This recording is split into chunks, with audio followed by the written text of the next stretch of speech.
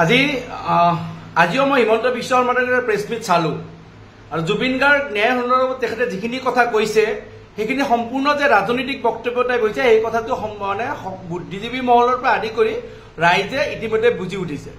মই হিমন্ত বিশ্ব শৰ্মাৰ সুধিব বিচাৰিছো যে আপুনি নিজে কি কৰিলে, জুবিন গাৰ্গক ন্যায় দিয়াৰ বাবে আপুনি কি কৰিলে? আমাৰ অসমীয়াৰ হিয়াৰামটো নোহোৱা হৈ গ'ল, জাতীয় জনক এজন নোহোৱা হৈ গ'ল, জাতীয় নায়ক এজন নোহোৱা হৈ গ'ল, যুগনায়ক বুলি যাক কয় যুগনায়ক এগৰাকী আমাৰ মাজৰ পৰা নোহোৱা হৈ গ'ল। আপুনি কি কৰিলে? যি দুগৰাকীক সমগ্ৰ অসমৰ ৰাইজে মানে দোষী সাব্যস্ত কৰিছে, ৰাইজে দোষী সাব্যস্ত কৰিছে, তেওঁলোকে কিন্তু নিজে আহি CIDক ধৰা দিছে। আপোনাৰ পুলিচে বা আপোনাৰ পুলিচে ধৰিব যাব বা আপোনালোকে একো কৰিব নোৱাৰিলে। এতিয়া কথাটো হৈছে কি, এটা CIDৰ জেৰা আমি ভাবিছিলো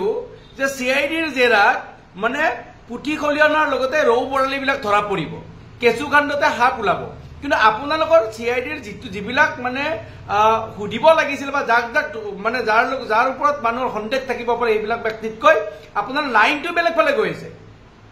এনেকুৱা লাগিছে যেন মানে সিদ্ধাৰ্থ শৰ্মাই কেনেকৈ ধন ঘটিছিল বা এই যে আপোনাৰ কি বুলি কয় যিটো ষ্টুডিঅ'ৰ কেয়াৰটেকাৰ কোন আছিলে, ষ্টুডিঅ'ত কোন মানুহে কাম কৰিছিলে, কোন মিউজিচিয়ান আছিলে, সেইখিনি কথাই জুবিন গাৰ্গক অকল ন্যায় দিব নোৱাৰে। কাৰণ জুবিন আমাক প্ৰথমতে সিদ্ধাৰ্থ শৰ্মাই কিমান বেআইনীভাৱে ধন উলিয়াইছে সেইবিলাক কথা আমি পিছত চাম। কিন্তু প্ৰথমতে জুবিন গাৰ্গ হত্যাৰ ন্যায় লাগে। কোনে হত্যা কৰিলে, কিয় হত্যা কৰিলে, এই হত্যাকাণ্ডৰ আঁৰত কোন আছে সেইখিনি কথা আমি জানিব লাগিব, অসমৰ মানুহে জানিব লাগিব। বহুতৰে নাম আহিছে, অকল শ্যামকানু মহন্ত সিদ্ধাৰ্থ বুলি নহয়, এনেকুৱা বহু ব্যক্তি হয়তো তাত জড়িত আছে যিবিলাকৰ নাম হয়তো আমি গম পোৱা নাই, পোহৰলৈ অহা নাই, সেইবিলাকৰ নামো ক'ব লাগিব। আপুনি কৈছে ছিংগাপুৰলৈ যাব নোৱাৰে, যদি ছিংগাপুৰত যাব নোৱাৰে তেতিয়াহ'লে কেনেকৈ তদন্ত হ'ব সেইটো কথা নিশ্চিত কৰক। আপোনাৰ পুলিচে পাকিস্তান যাব পাৰে, কিন্তু আপোনাৰ পুলিচে মানে ছিংগাপুৰ যাব নোৱাৰে। আৰু যদি যিখিনি ঠাইত যিখন হোটেলত আছিলে, য'ৰ পৰা ইয়াত গৈছিলে বা যিখিনি ঠাইত এনেকুৱা ঘটনা ঘটিছিলে সেইখিনি ঠাইত যদি মানে CID গ্ৰুপ যাব নোৱাৰে তে তদন্ত কেনেকৈ হ'ব? এয়া সমগ্ৰ অসমৰ ৰাইজে বুজি উঠিছে আৰু ইয়াৰ অন্তৰালত কোন আছে সেই কথাই ৰাইজক লাগে। এতিয়া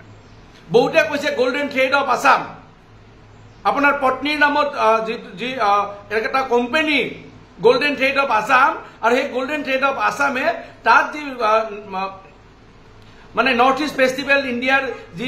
মানে ফেশ্বন শ্ব' হ'ব গৈছে, এই ফেশ্বন শ্ব' স্পনচাৰ আছিল বুলি কৈছিলে। তাকে লৈ আপোনাৰ পত্নীৰ ওপৰত কোনোবাই কেছো কৰিছে আৰু কেছ কৰা ব্যক্তিগৰাকীক আটকো কৰা হৈছে। এইবিলাক আমি ক'বলৈ নাযাওঁ, কিন্তু কথাটো হ'ল কি, ৰিণিকী ভূঞা শৰ্মা ডাঙৰীয়াৰ কি কানেকশ্যন আছিল সেই কথা স্পষ্ট কৰিব লাগে। আপোনালোকেও আনিব লাগিব, আউটাত আনিব লাগিব। এতিয়া যিহেতু কোনোবাই এইটোৰ ওপৰত সন্দেহ কৰিছে আৰু যিগৰাকী মিনিষ্টাৰৰ নাম কোৱা হৈছে, যিবিলাক মিনিষ্টাৰৰ সহযোগত শ্যামকানু মহন্তই নৰ্থ ইষ্ট ফেষ্টিভেলৰ নামত টকা ধন সংগ্ৰহ কৰিছিল, তেওঁলোকৰ নামবিলাকো এতিয়া পোহৰলৈ আহিবলৈ তেওঁলোকো তদন্তৰ আওতালৈ আহিব লাগিব। কি কাৰণত আমাৰ চেন্ট্ৰেল গভৰ্ণমেণ্টৰ পৰা ইমান ফাণ্ড পালে শ্যামকানু মহন্তই বাৰে বাৰে, কি কাৰণত অসমকে ধৰি অসমৰ মানে ওচৰৰ চুবুৰীয়া ৰাজ্যবিলাকৰ পৰা, ৰাজ্য চৰকাৰৰ পৰা কেনেকৈ ফাণ্ডবিলাক পালে সেইবিলাকৰ উত্তৰ আপোনালোকে দিব লাগিব। আপুনি আজি কৈছে যে অসমৰ পৰা বেছি টকা পোৱা নাই, মিজোৰাম, মণিপুৰ বা এনেকুৱা অৰুণাচলৰ পৰা বেছি টকা পোৱা বুলি কৈছে, কিন্তু অসমৰ পৰা কিমান টকা পাইছে সেইটো কথা কওক, কেনেকৈ পালে সেইটো কথা কওক, কেনেকৈ অসমৰ পৰা বাহিৰত গৈ তেওঁ ৰাষ্ট্ৰীয় মানে কেন্দ্ৰীয় চৰকাৰৰ পৰা মানে কেন্দ্ৰীয় চৰকাৰ বা কেন্দ্ৰীয় মন্ত্ৰালয়ৰ পৰা টকা ল'ব পাৰিলে, সেইবিলাক সুবিধা কোনে কৰিছিলে সেইবিলাক কথা কওক। কাৰণ সকলোৱে জানে যে আপোনাৰ সম্পৰ্ক মহন্ত ফেমিলিৰ লগত কেনেকুৱা সম্পৰ্ক, সকলোৱে জানে। ননী গোপাল মহন্ত আপোনাৰ লগত কি আছিলে, আপুনি কংগ্ৰেছত থাকোঁতে হওক বা আপোনাৰ ৰাজনৈতিক কেৰিয়াৰত ননী গোপাল মহন্তৰ কি সম্পৰ্ক আছে, বহুতে কয় ডক্টৰেট ডিগ্ৰীকে ধৰি বহুত কি সম্পৰ্ক আছে, সকলোৱে জানে। সেইকাৰণে মহন্ত ফেমিলিৰ বা শ্যামকানু মহন্তৰ লগত কি কানেকশ্যন আছে আপুনি যিমান চাফাই দিলেও ৰাইজে কিন্তু ভালকৈ বুজি পায়। মই আপোনাক এটা কথা সুধিব বিচাৰিছোঁ, আজি আপুনি দুটামান ৰাজনৈতিক কথা কৈছে, সেইখিনি উত্তৰ আমি দিবই লাগিব। আপুনি কৈছে জুবিন অনুৰাগী আপোনাৰ লগত আছে আৰু যিসকলে আপোনাৰ লগত নাই তেওঁলোকে ৰাজনীতি কৰি আছে। তাৰমানে আপুনি কি ধমকি দিব বিচাৰিছে নে আপুনি ভয়তে কৈ আছে, কি কৰে স্পষ্ট কৰক। জুবিন অনুৰাগী আপোনাৰ লগত আছে বুলি কোনগৰাকী অনুৰাগীয়ে কৈছে? জুবিন অনুৰাগী আমিও এগৰাকী, আমি জুবিন অনুৰাগী হিচাপে আমি জুবিন গাৰ্গৰ হত্যাৰ ন্যায় বিচাৰিছোঁ। আপুনি কৈছে চৰকাৰ ভঙা পতাৰ কাৰণে কোনোবাই লাগি আছে, সেইটো পিছৰ কথা, 6 মাহ পিছত নিৰ্বাচন আছে। কিন্তু এতিয়া আমাক ন্যায় লাগে। এতিয়া জুবিন গাৰ্গ কোনে হত্যা কৰিছিল, কিয় হত্যা কৰিছিল, তাৰ অন্তৰালত কোন আছিলে, কোন ব্যক্তি জড়িত আছিল সেই কথা আমাক লাগে। কাৰণ কেতিয়াবা যদি এটা হত্যাকাণ্ড হয় ডেফিনেটলি হত্যাকাণ্ডৰ পিছত কিছুমান কাৰণ থাকে কেৱল কাৰণ আমি যদি সিদ্ধাৰ্থ শৰ্মাৰ টকাই বুলি ভাবো সেয়া কথা কিন্তু শুদ্ধ নহ'বও পাৰে কাৰণ ইয়াৰ অন্তৰত ৰাজনৈতিক কিমান গণ্ড থাকিব পাৰে সেইবিলাক কথাও আমি স্পষ্টকৈ জানিব লাগিব সকলো অসমৰ মানুহে জানিব লাগিব আপুনি কৈছে এগৰাকী লুৰিণজ্যোতি গগৈ ডাঙৰীয়াক কটাক্ষ কৰি কৈছে যে লুৰিণজ্যোতি গগৈৰ সন্দৰ্ভত জুবিন গাৰ্গে আগতে বহুত বেয়া মন্তব্য কৰি থৈছে সেইকাৰণে লুৰিণজ্যোতি গগৈয়ে লাজ পাব লাগে বা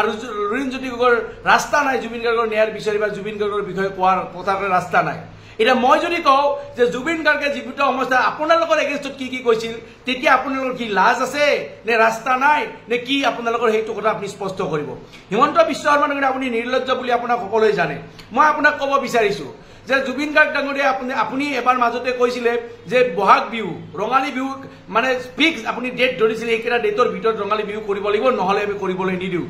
আপোনাক অংগুষ্ট দেখুৱাই জুবিন গাৰ্গ ডাঙৰীয়াই কৈছে আমি বিহু পাতিমে আমি কাকো খাতিৰ নকৰো তেওঁ নিজৰ ধুনীয়া ধুনীয়া শব্দবিলাক যে কৈছে আপুনি বেয়া পোৱা শব্দবিলাক বা জুবিন অনুৰাগে ভাল পায় কাৰণ জুবিন গাৰ্গ ডাঙৰীয়াৰ মুখতে সেইবিলাক শব্দ আছিল আপোনাৰ মতে বেয়া শব্দ আছিল কিন্তু অন্তৰখন তেওঁৰ চাফা আছিল আপোনাৰ মুখৰ হয়তো ভাল ভাল শব্দ থাকিব পাৰে কিন্তু আপোনাৰ যে অন্তৰখন চাফা নহয় সেই কথা সমগ্ৰ অসমৰ ৰাইজে বুজি উঠিছে সমগ্ৰ ভাৰতবৰ্ষই এতিয়া বুজি উঠিছে আপুনি কেনেকৈ আপুনি লাজ পোৱা নাই জুবিন গাৰ্গ ডাঙৰীয়াই বহুখন মঞ্চত কৈছে যে বিজেপিক ভোট দিব নালাগে বিজেপি বটলা মান কৈছে নে কোৱা নাই জুবিন গাৰ্গ ডাঙৰীয়াই কৈছে কা আমি নামানো আপুনি কা জোৰ জবৰদস্তি কা আনি 5 গৰাকীকে অসমীয়া মানে তেজাল যুৱকৰ মানে বুকুৰ তেজেৰে আপুনি গুৱাহাটীৰ ৰাজপথ ৰাঙলী কৰিছিল হয়নে নহয় কথাটো গতিকে আপোনাৰ প্ৰতিটো পদক্ষেপতে জুবিন গাৰ্গ ডাঙৰীয়াই আপোনাক এগেইনষ্ট কৰি আহিছিলে আপুনি বহুত ডাঙৰ কথা কৈছিল জুবিন গাৰ্গে কে বুলি এটা বেয়া শব্দ কয় সেইকাৰণে আপুনি কৈছে যে সেইবিলাক কথা ক'ব নালাগে জুবিন গাৰ্গে খাৰগুলিত ৰাইজক সহায় কৰা বুলি কথা কৈছে যে কিমান টকা দিয়ে কোনো নিদিয়ে পইচা নিদিয়ে মিছা কথা কোৱা বুলি কৈছিল জুবিন গাৰ্গ ডাঙৰীয়াই আপোনাক চেলেঞ্জ কৰিছিল যে আপুনি পাৰে যদি খাৰগুলিত আহিব এদিন আহিলে আপুনি দেখিব মোৰ লগত বহিলে মই কিমান মানুহ সহায় কৰো আপুনি নিজৰ জীৱনত কাক সহায় কৰিছে আপুনি যেতিয়া বাদ দিয়ক আপুনি ৰাজনৈতিক স্বাৰ্থত আপুনি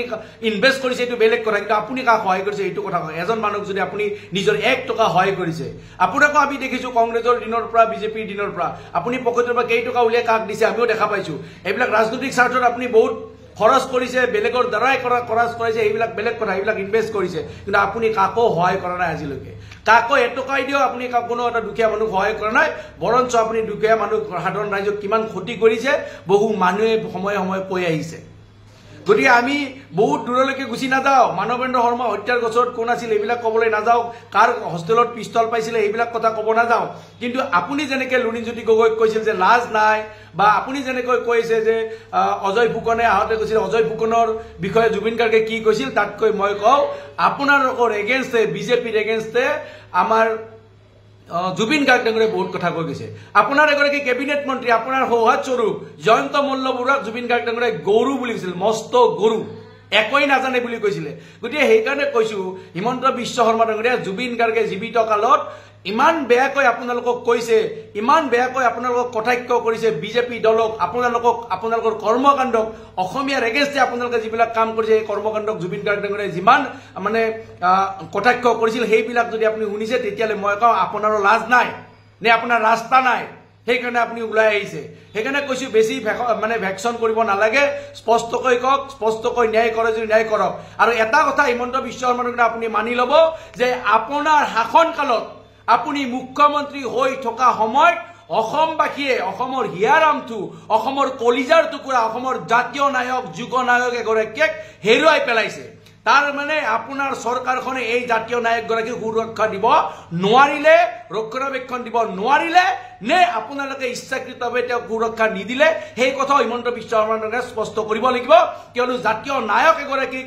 মানে হিয়াৰামটো এগৰাকীক অসম চৰকাৰে বা সকলো ষ্টেট গভৰ্ণমেণ্টে তেওঁলোকৰ সুৰক্ষাৰ ব্যৱস্থা কৰে কিন্তু আপুনি সুৰক্ষা ব্যৱস্থা কৰিব নোৱাৰিলে আপোনাৰ শাসনকালত কেনেকৈ হিয়াৰামটোৰ গৰাকীক কোনোবা হত্যা কৰিব পাৰিলে সেই কথা আপুনি অসমীয়া ৰাইজক স্পষ্টকৈ ক'ব লাগিব